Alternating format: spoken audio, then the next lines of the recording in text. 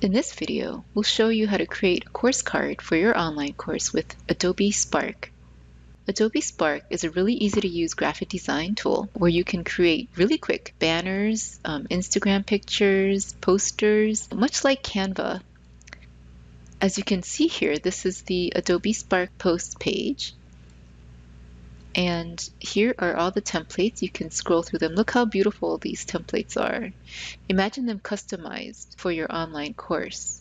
You can definitely make your course look a lot more welcoming to your students. Right? So for instance, if you look at the top course card, this was created in Adobe Spark. Helen chose the image of someone diving into the ocean to match the theme of top. We're going to show you how to do something similar for your course. Think about any images, fonts, color scheme that will match your course or your subject matter. Okay, so the first thing you do is to open up a new browser window and type in spark.adobe.com and hit enter on your keyboard. This will take you to the main homepage of Adobe Spark.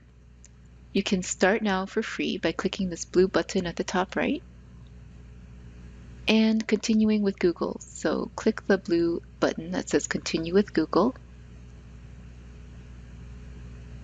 Normally, it would ask you which account to choose from, and you would choose your UH Gmail account, hawaii.edu account. Since I'm already logged into my UH Gmail, it automatically logged me into my personal page.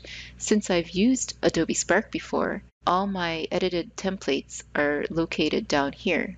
What's good about Adobe Spark is that it's kind of a 3-in-1 tool, all in one place. So you see this blue button up here. If you click it, you can either create a new post, which is basically like a flyer or a course card that we're going to make for our overview page, or a website, or a really quick and easy video. So today we're going to do post. So click on the green plus button. And here are all the templates, or you can start from scratch. We recommend picking a template. It's way easier to just customize the image and text for your course. Okay, so you can see these categories here: school, featured, food, etc. So let's say you want to do food, because you have a culinary class. Your course card should be like a banner where the dimensions of the width is bigger than the height. So for instance, Facebook ads. See how it looks more like a banner rather than the Instagram pictures where they're a perfect square? So I'm going to choose maybe this lunch special here, Facebook ad, because I like the background image, and I could put my generic course name here and maybe a quote from your favorite chef, or something about food over here to grab your students. Okay, so we're going to click Facebook ad. It's loading. And so this is your stage where you're going to play with and edit your template. And this is the properties where they're going to show you your layouts, the different types of layouts, the designs, palettes, and the backgrounds, and the text that you can add to your stage. All right, everything on the stage is clickable and editable. So if you click on the image here, you'll notice that it selects. And how you can tell is because you see this bar around it, so you can move it up and down. See that? If you wanted to change the text inside the circle, you could click on it and it'll show up with these circles on the corners. And with these circles, you can click and make bigger or smaller. Or you can revert back to the original design. Or you can double click in here and then change the text. You click done, so it'll change in here instantly. You can click this and do the same thing, resize it. All right, and one thing about Adobe Spark is that it's going to include a logo here for the free version, so you can't get rid of this logo here. That's fine, we'll just leave that alone. Let's say you wanted to change this background color of gray to something else, so I'm going to click on it, and then automatically the color palette will show up, and let's say I want it blue. That's a little bit too bright, so just settle on a color that you like. What's good about Adobe Spark is that it has suggested colors that matches the theme, so you can click on it and instantly it matches with the photograph, or maybe darker so that people with color blindness can see. And you can double click on the color to change the gradations or actually enter the hex code of the color and save it. What if I don't like this font? I'm going to click on it, and then the style appears What you do is you just drag this circle around, and if you notice, there will be style suggestions, and the font will change with what they suggest. So I think I like this one. This one's pretty neat. This one has more handwritten feel to it. I think I'm going to go with this. So I'm going to let go and then hit done on the bottom. You can change the color of the text by once again using this suggested colors or your own color palette. Click done. You can change the font yourselves instead of using their suggestions. You can change the opacity of it. You can change the spacing of the text, or you can align it left, right, and center. Okay, so I'm going to do this. Words, and then you can click on it. You can click on the individual words and change it. So I kind of like how it automatically changed the color of each word just randomly. I kind of like that. Okay, so see how easy it is. I want to change this background image, so I'm going to click on it and it'll show you filters. I kind of want a vibrant filter for the food, so I'm going to just click Magnolia. What you can also do is upload your own images. So how do I do that?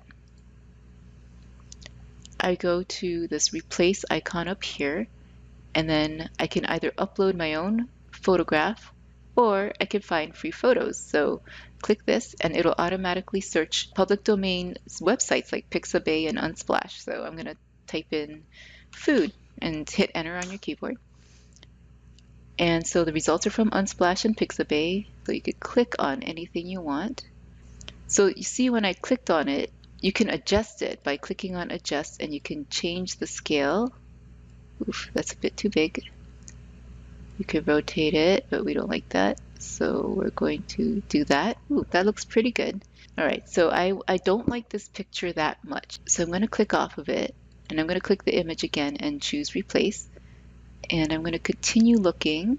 Make sure you choose an image wisely, because once you click on it, it's going to exit out of this find free photos box.